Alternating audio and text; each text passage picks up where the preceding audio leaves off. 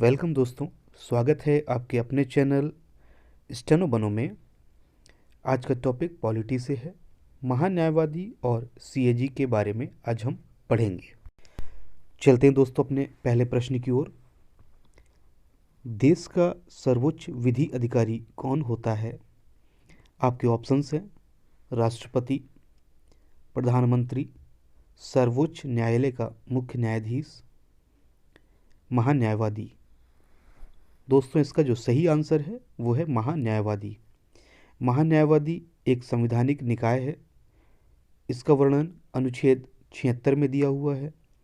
इसकी नियुक्ति भारत के राष्ट्रपति के द्वारा की जाती है, इसलिए ये भारत सरकार के विधिक अधिकारी के तौर पर काम करते हैं। चलते हैं अपने दूसरे प्रश्न की ओर। महान्यायवादी का वर्णन किस अनुच्छेद में है? आपके ऑप्शंस हैं अनुच्छेद 124, अनुच्छेद 76, अनुच्छेद 61, अनुच्छेद 165 एक। दोस्तों इसका जो सही आंसर है वो है आंसर बी, अनुच्छेद 76। अनुच्छेद 76 के अंतर्गत महान्यायवादी का वर्णन किया गया है। अपने तीसरे प्रश्न की ओर चलते हैं। महान्यायवादी की नियुक्ति कौन करता है? आपके ऑप्शंस हैं राष्ट्रपति, प्रधानमंत्री, राज्यपाल, सुप्रीम कोर्ट का मुख्य न्यायाधीश। दोस्तों इसका जो सही आंसर है वो है आपका राष्ट्रपति। राष्ट्रपति महान्यायवादी की नियुक्ति करता है। दोस्तों हमारा चौथा प्रश्न है, संसद के किसी भी सदन का भाग न होने पर कौन सदन की बैठक में भाग ले सकता है? आपके ऑप्शंस हैं राष्ट्रपति, महाअधिवक्ता, महान्यायवादी, सर्वोच्च न्यायालय का मुख्य न्यायाधीश। दोस्तों इसका जो सही आंसर है वो है आपका ऑप्शन सी, महान्यायवादी। महान्यायवादी को यह शक्ति प्राप्त है कि किसी भी सदन का सदस्य न होने के बावजूद भी ये संसद के दोनों सदनों में से भाग ले सकते हैं।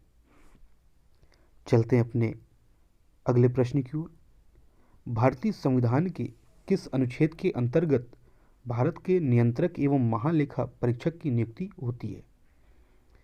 आपके ऑप्शंस हैं अनुच्छेद 146, अनुच्छेद 147, अनुच्छेद 148, अनुच्छेद 149।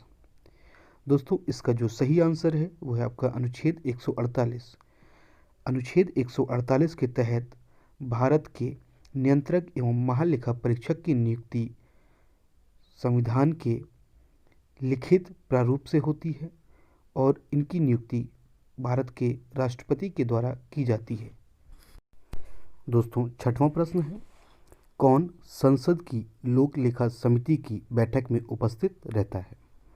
आपके ऑप्शंस हैं भारत का महान्यायवादी, भारत का महाअधिवक्ता, भारत का नियंत्रक एवं महालेखा परीक्षक, उपरोक्त में से कोई नहीं।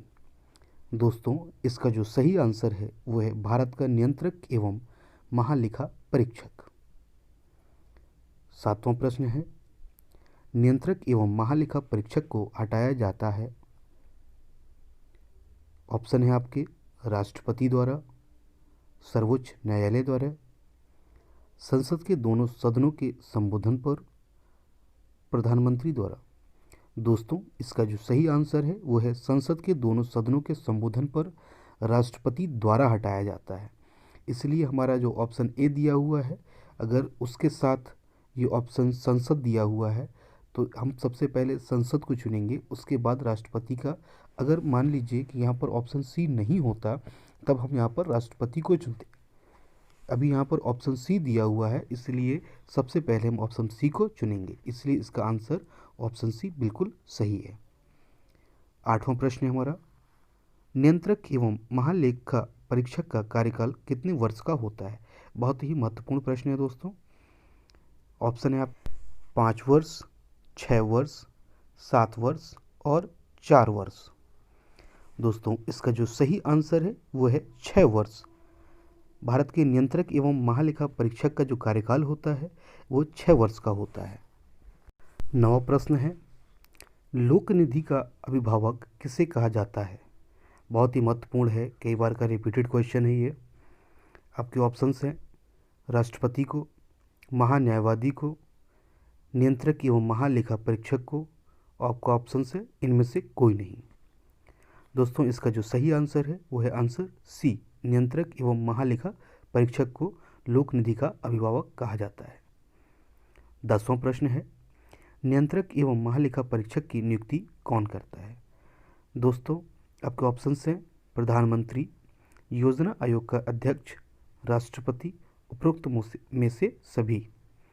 इसका जो सही ऑप्शन है ऑप्शन सी, राष्ट्रपति, बिल्कुल सही है। 11वां प्रश्न है, नियंत्रक एवं महालेखा परीक्षक अपना पद कितनी उम्र तक धारण कर सकता है? वेरी वेरी इंपॉर्टेंट प्रश्न। आपके ऑप्शंस हैं 63 वर्ष तक, 64 वर्ष तक, 65 वर्ष तक और लास्ट ऑप्शन है 62 वर्ष तक। इसका जो सही आंसर होगा वो है 65 वर्ष तक।